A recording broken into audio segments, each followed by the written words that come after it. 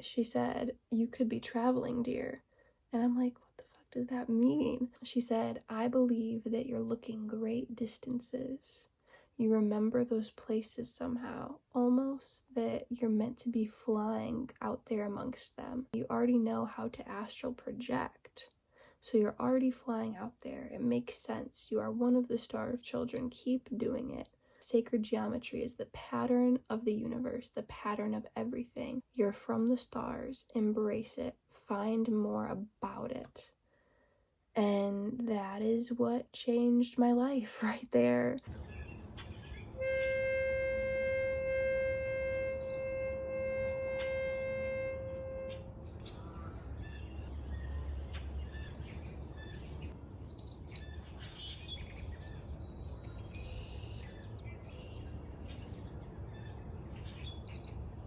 What is up, star seeds? I'm Sid, and I am so excited about this video.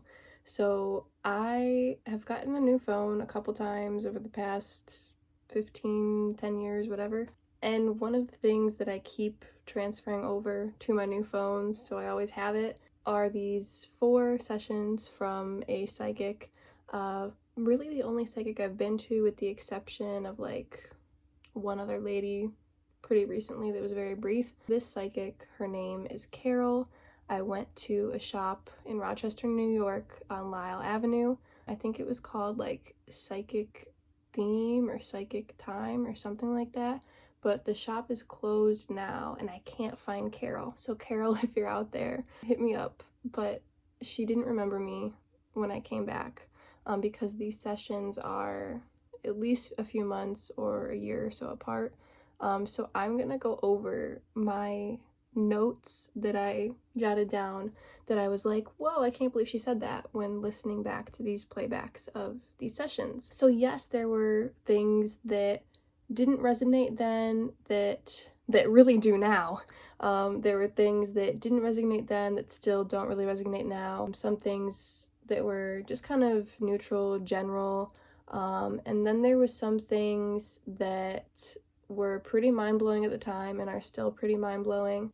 Yeah, let's get into it, okay?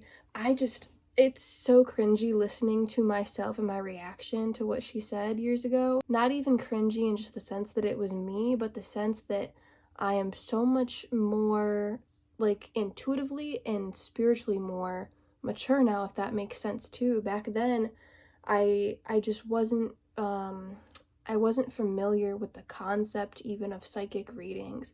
I wasn't familiar with just, I don't know, how to really interact with the psychic. Like at one point, she was like, "Are you seeing anyone?"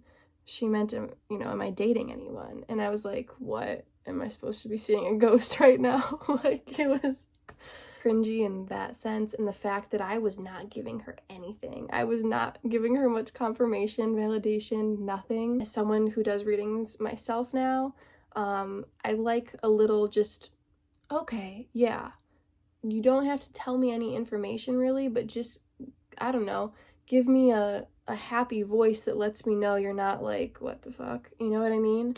Like, you don't have to give me any real info, but don't just be like poker face on me, because then the vibe is off, but that's kind of how I was acting during these sessions, and I'm like, wow, like moody tween and teenager there, geez. Just like skeptical, because I was, during the first session, I was like, this is weird, I don't want a tarot reading or a palm reading, I don't believe in either of those really. So I picked a palm reading at first. She looked at my palms and broke out the tarot cards for all 4 of these readings. But let's get into these notes. The mind-blowing pieces of information, in my opinion, from these sessions. Like I said, there were some things that were more neutral, some things that just don't really resonate. They're not technically like wrong, because like, who knows, they might happen, they might not, but the future always changes. So that's why you can't be like, oh, they were wrong about this one thing, so they're not a real psychic. It's like, your future changes, circumstances change. That's why you need to take what resonates and leave what doesn't. That's how a reading works. Okay, so the first session was on December 30th, 2015, and my aunt was there with me. So first kind of note I have is she said I was sensitive but so smart.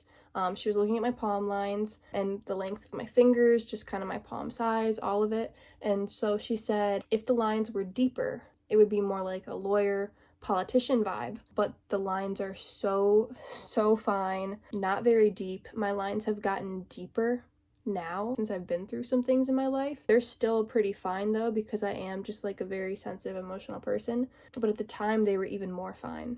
And so she just also intuitively felt like, you know, I was going to be someone more so that like takes in lots of knowledge and helps people, kind of like a therapist or a psychologist, but that there's something more specific to it. And she was really adamant about this. She's like, you're so smart. There's this like kind of political lawyery type vibe to you. Like you could be that, but you're not that. You're smart enough to be that, but that's not you. You're more of like this therapist, psychologist, but there's more to it, and there's a medical aspect to it. Not completely, but there's a medical aspect to it. And she made sure to point that out, not just in this reading, but also in future readings. And she really did not remember me from reading to reading. And I could tell that she was being honest, and that like she literally did not remember me. She sees so many people, but she said that I'm pretty sure in all 4 readings that, you know, there's this therapist-y vibe to me, but it's not that. It's something more different. There's lots of things, you know, wrapped into this. A medical aspect is one of those things. And at the time I was like, that makes no sense. And now I'm like, that makes complete sense, okay? Next thing she said, she was like, there's this man with like smoke and ash around him. And then later she said like a name, like Jean. And at the time I was like, I don't know who that is. Literally my biological grandfather, who was cremated, and he had this very aggressive spirit to him when he was alive, when he was dead. I did not know him when he was alive. I think I met him one time when I was like 2 or 3, because my dad had to, you know, deliver or get some paperwork from him when my grandma died. I knew my grandma. I mean, I was young when she died. She died when I was like 3 or 4. So I guess I met him when I was 3 or 4. And I just hid behind my dad's legs. Like, I was petrified of this man. And when I was a little kid, I was a social butterfly. Like, I would walk up to everyone in the store and talk to everyone, say hi to everybody. But for some reason, I was petrified of this man. I didn't know he was related to me at all. I was just petrified of this guy. Stood behind my dad the whole time. Very quick 2 to 5 minute interaction, and that's the only time I ever saw him. That one, possibly 2 times in his driveway. It turns out like he lived down the street from me, you know, the whole time he was alive. When I was alive, like my childhood home, he lives literally a couple streets over. I had no clue. He died when I was in 4th grade, and there's a decent amount of time from when I saw him when I was a preschooler to, you know, when he died the summer after 4th grade, because that's when I completely like gutted and remodeled his house and everything so we could sell it. But yeah, like I said, I didn't know him. I just knew he was a bad person, so I never really asked about, you know, my dad's dad. Never really asked. I think I assumed he was already dead. I had no clue. For some reason, I never thought to ask. And then 4th grade, you know, this news, oh, you know, my dad died, so we gotta go take care of his house. And I'm like, wait, you have a dad? Like, what? We never talked about this. I don't know why I never asked, never thought to. After he died, his spirit, for some reason, was very attached to me. And it's because I'm a sensitive person in the bloodline. So that's kind of why. That was an issue for a while. He died, really a bit before I started getting these weird things happening to me. I wasn't quite considering myself like a psychic medium yet, but then, you know, a few years after he died was when it started happening more intensely, these kind of aggressive visits from his spirit, I guess you could say. And then after I saw this psychic, I like put up my boundaries. My psychic protection kind of, I guess, banished him. Whatever I did, I haven't had any contact with him since. I feel like I actually helped him kind of, maybe not cross over, but I helped him kind of be nicer, I think. Anyways, the man with the smoke and ash, I'm pretty sure during the reading I was like, oh, that could be my dad's dad because there's been this aggressive spirit. But I didn't know that his name was Gene. I knew that his name was like Norvin. That was like his first name. And I knew, but during that time I forgot that his middle name was Eugene. But apparently after this reading I found out that people called him Gene, like that's what he went by, but I had no clue that's what he went by. I thought he went by Norvin, so I was like, I don't know who Gene is. That was him. Then she picked up on my aunt's mom, because my aunt was in the room with us and her mom had recently passed, and she was like, there's this woman who loves Christmas and ribbon candy and is a little sister, and my aunt just like started bawling. And then she picked up on for me this, like, she said past life in France. I didn't give her any input. She was like, past life in France, and it was not a poor life at all. And that's why I like finer things this life. And at the time I was like, yeah, I went through a phase a couple years ago where I really liked Paris for some reason, even though I'm not really like a city person. Like, I don't really want to travel to like cities like that. I'm more of, natural country, let's look at the waterfalls and mountains type girl. But for some reason, yeah, I really liked Paris specifically, a couple years ago. And she was like, honey, that's for a reason. You've had a past life in France. She was very adamant about it. And at this time, I didn't know who Marie Antoinette was, and I do not consider that a past life, but that's an archetype, a person, a female throughout history that I'm really connected to. I went through a phase where I thought it was a past life, and there's so many people who are connected to Marie Antoinette's spirit that, like, I consider it an archetypal energy that I have a strong connection to. So whatever that is, like, she was picking up on that strong connection to that, that rich French life, or that rich French archetype. Okay, so that's mind-blowing to me now, and at the time I didn't put two and two together yet. And then she picked up on some health issues about my mom, my dad. And then she said there's this square-shaped woman standing behind my dad, born in the late 1800s, early 1900s, and tells everyone what to do. And that's my grandma Stella. That's my great-grandma, born in like 1920-ish, who had passed pretty recently. So that was really cool because she told everyone what to do. That's the main thing about her. Love her, but yeah, she was bossy. And then she said that I'm this like analyst, perfectionist, leader in my career, like independent position, survival and marine life aspect to it too, like protecting environment, animals, and people. Not a psychologist or social worker, kind of that vibe, but more of a teacher. And there's a nutritional and body health aspect to it too. She said you have the knowledge and you share it with other people, and career will take off at or after age 30. So we'll see. I'm only 22 right now. And then she said that my future husband is like this manly man who wants to have his own land, has his own business, French, Italian. The fall season and outdoors is really big for him. And she said randomly there was this like picking dead flower tops off thing. And when I was listening back to it, I was like, that sounds a lot like topping weed, topping marijuana plants. But at the time of the reading, my boyfriend lived by the cemetery where my grandparents are buried, and he would go and he would pick the dead flowers off of them and water them sometimes. So at the time I was like, oh my gosh, like my boyfriend picks the dead flowers off. And then she also said like he smokes an old-fashioned pipe. So I don't know, I guess we'll see. So yeah, that was all of like the notes that I wrote for the first session. And then session number 2 was July 25th, 2016, with my mom in the room. So she said there's this woman and man together that came through. The woman died and then the man died, and they were prepared to die. Seems like old age, like they were, ready, it was their time.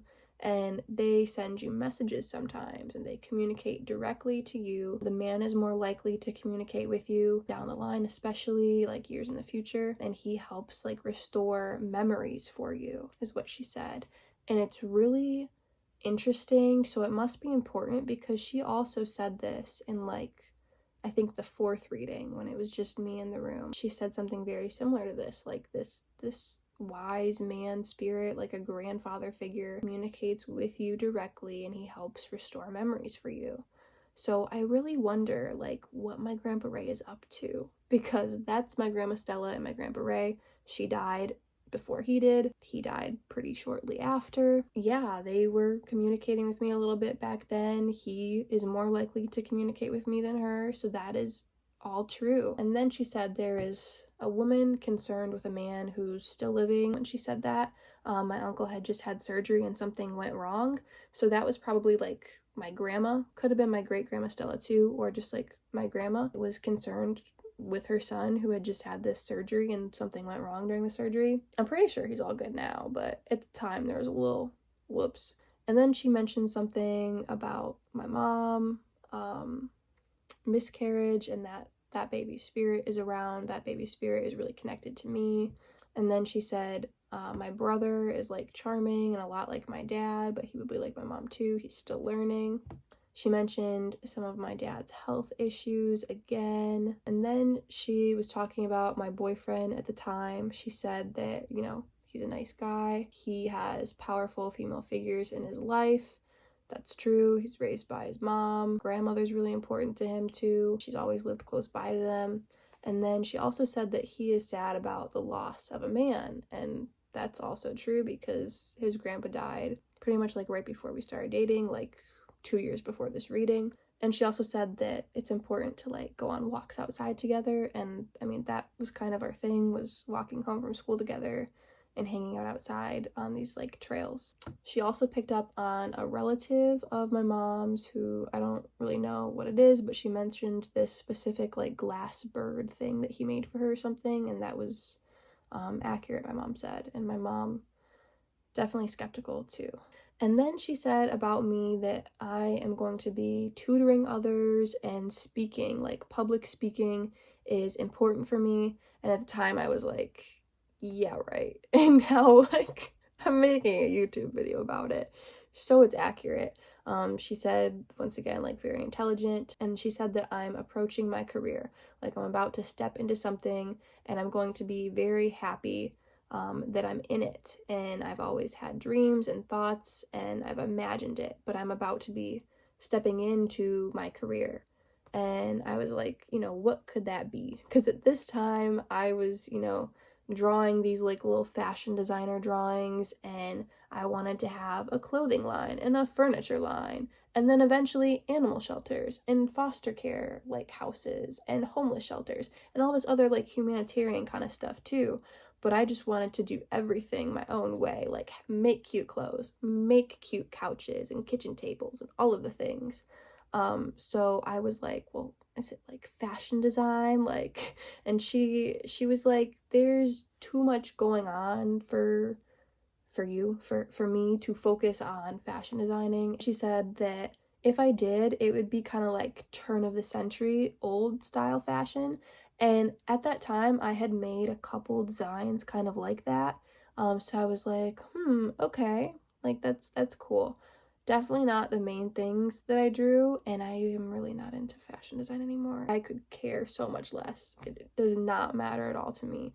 I wear big oversized t-shirts pretty much every day, and sport shorts in the summer, and sweatpants in the winter. So yeah, fashion design is not up my alley anymore. So that was accurate. She was like, there's too many other things going on. And she was right. Like it would be cool. I would be happy doing fashion design, you know, but I wouldn't be totally blissed out like I am doing the other stuff that's way more higher up on my priority list, you know what I mean? So that was super accurate. And then the third session, July 27th, 2016. This is just a couple days after that one. This is like 2 days after the second one. There was like a 6-month gap between the first one and the second one, and then between the second and the third, there was like a 2-day gap. Okay, so the third session, I was with my mom and my brother tagged along as well.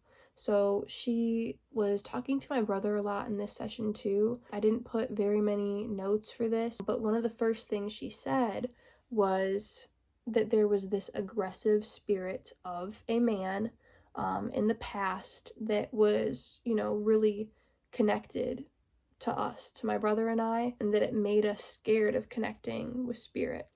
And that was very accurate. Mind you, like, she really didn't remember us. I think she remembered me from a couple days ago, but she didn't mention Gene in that last reading 2 days ago. She mentioned him, 6 months ago, and she didn't remember that first reading. So now she's mentioning this aggressive male spirit again. She said that, it's making my brother kind of scared to connect with the spirit world. And my brother, he has some intuition, we all do. But he was like, that doesn't resonate with me. Like, I'm not into this stuff. Definitely resonated with me though. Then she was talking to my brother a lot just about, how he's very adventurous, very business minded, wants justice. There's like that theme with him. Would be good in like law and maybe inventing some stuff or regulating some stuff, but right now he's adventurous, likes kayaking, likes sports, all that good stuff. Might be like a coach for a sports team in the future. Talked about a potential girlfriend in the future, a mother of his kids in the future. Said that one day he might help out somewhere with like a natural disaster, like a flood or something, and she was pretty adamant about that. I guess we'll see, that was years ago and the future's always changing. So I don't really expect that one to come true, but it was a very specific thing that she mentioned there, so I jotted that down. Now let's talk about the fourth reading. So this is March 26th, 2018. So this is almost 2 years after the third reading is when I had the fourth reading.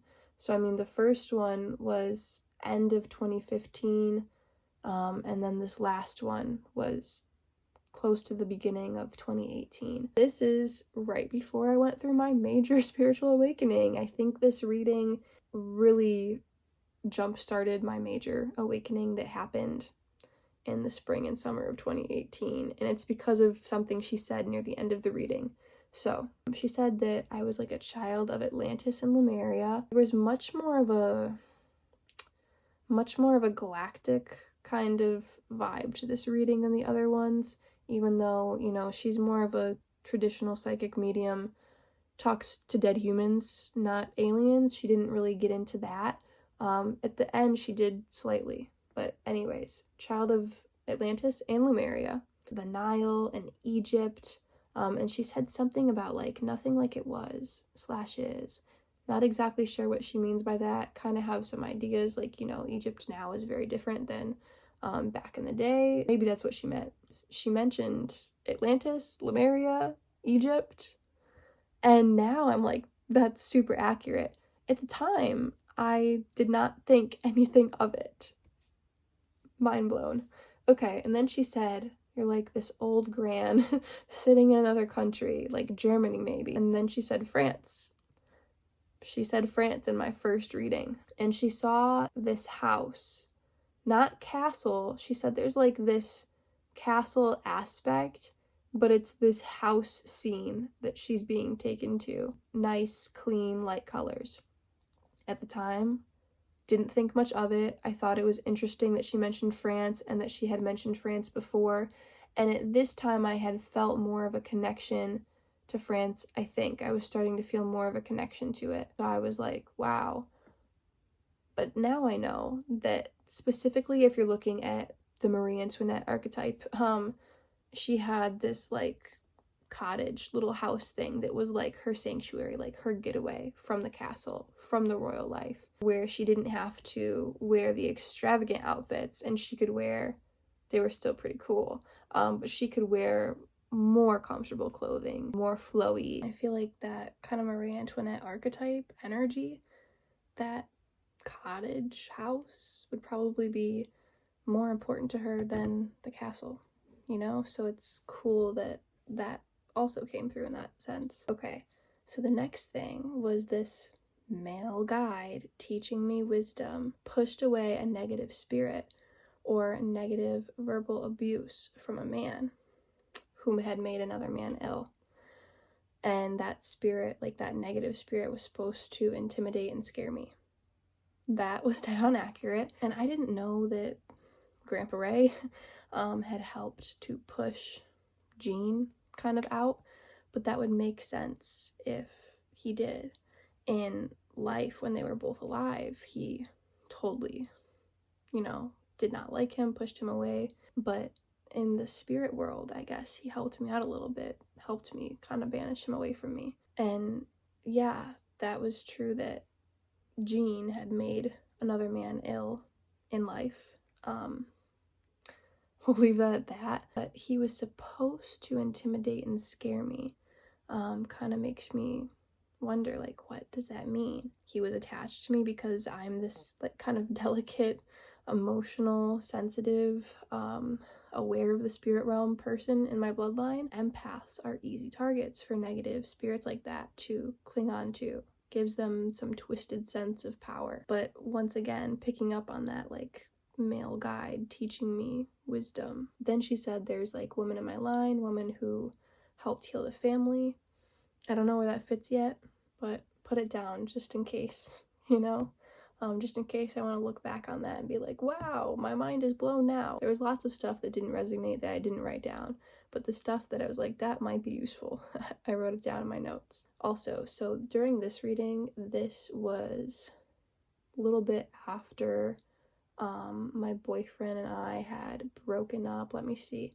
This is a year and a month after me and, like, my first love broke up. And so I had asked her about this other guy, and I just said his name. I remember that. She was like, just tell me a name and I'll, tell you what I'm feeling.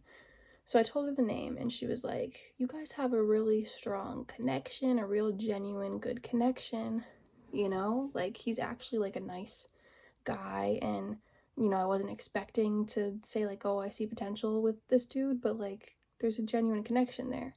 But he keeps disappearing. He leaves and then comes back, like, he keeps disappearing or something. And I was like, yep, that's kind of accurate. We'll talk. There'll be this, deep connection, and then we'll just stop talking for a long time. Then months later, we'll talk again, it's deep, and then he'll like disappear again. But I'm kind of cool with that for now, but I'm wondering, like, what's up with this? And she's like, I mean, that is what's up with this, like, that's it. She's like, he's kind of like in your back pocket, but there's potential, but if he keeps disappearing, it's not gonna work like that. I'm like, okay, makes sense. And then I asked her about my first love, and she said that we are, like, prolonging the end, basically. She said, we will see each other again. Like, we just need to separate for now. It's not over. The big thing was, like, this breakup needs to be a breakup. We need to grow apart and do our own thing for a while, and eventually that we'll come back together. So it's not the end, but, like, the breakup is necessary. She didn't make it seem like when we came back together, like, it would be, like, this magical thing, but she did make that a point. Looking back at this a couple years after that, that was very accurate. We were prolonging the end. We needed that breakup. I haven't seen him in years, but, we always end up talking again, catching up, at least as friends.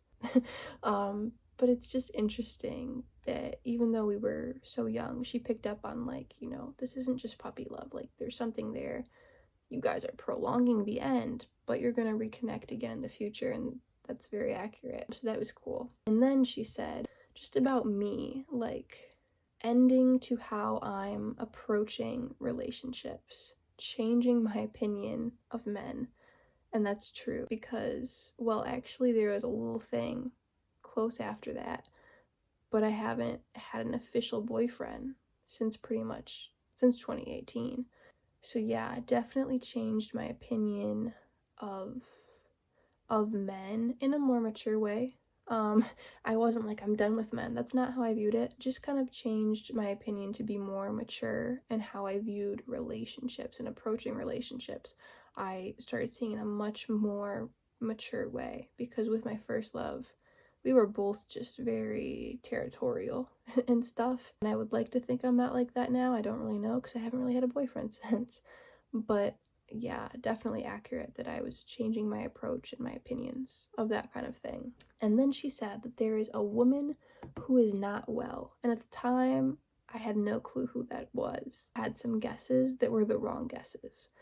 Because now listening back to that, I know exactly who she was talking about. She was talking about my friend's mom, who is a drug addict, and back then she was not doing too well. But I was kind of biased during that reading and totally oblivious to that very clear fact that she pointed out. I was like, yeah, I have no clue, when it was clear as day my friend's mother that I was, at her house all the time with. So this is the cool part. I asked her about this specific thing that happens to me, and she said, "You could be traveling, dear." And I'm like, what the fuck does that mean? She said, "I believe that you're looking great distances. You remember those places somehow, almost that you're meant to be flying out there amongst them. You already know how to astral project. So you're already flying out there. It makes sense. You are one of the star children. Keep doing it. Sacred geometry is the pattern of the universe, the pattern of everything. You're from the stars. Embrace it. Find more about it." And that is what changed my life right there. The word astral project, the words astral project, was what really got me, because I searched those words up on Google, on YouTube, and that's when I found out about all of this spiritual, philosophical stuff. And I started going outside and looking at the stars, and that's how I started connecting with certain energies and vibes of certain star systems, and eventually certain extraterrestrial races. So her telling me that is what got me into it. I guess me just naturally my whole life experiencing this thing is what really got me into it. But her explaining what she thought that was like really life-changing for me. That was pretty much the end of the reading. I asked her about a couple different things, if I was going to go to Wayne State College. She was like, no, a different college. I didn't end up going to college. Maybe I will in the future, who knows. My lines keep changing. They've been 3 lines for a while now, but back then especially they kept changing from 3 lines to 2 lines, 2 kids to 3 kids, because the future always changes and your lines on your hands will change according to that sometimes. So yeah, she just kind of looked at my hands. At that time there were 3 lines. It's funny because when I was talking to certain guys there would be 3 lines, and then if I would stop talking to a certain guy then they would go back to 2 lines. So that was funny. And then she also mentioned that I had these like anxieties, and at the time that was very prominent with me. I didn't realize it was anxiety because I wasn't feeling consciously mentally anxious.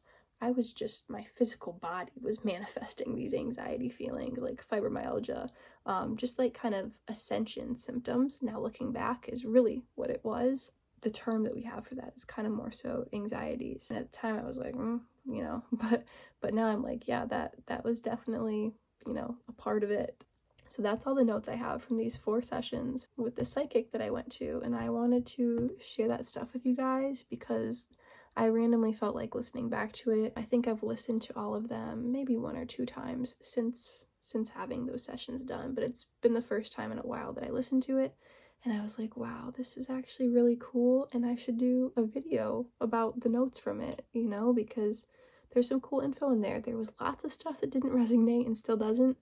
But like I said, you have to take what resonates and leave what doesn't, and what resonates really hit home, So I hope you guys found this interesting. I do readings that are really different from this.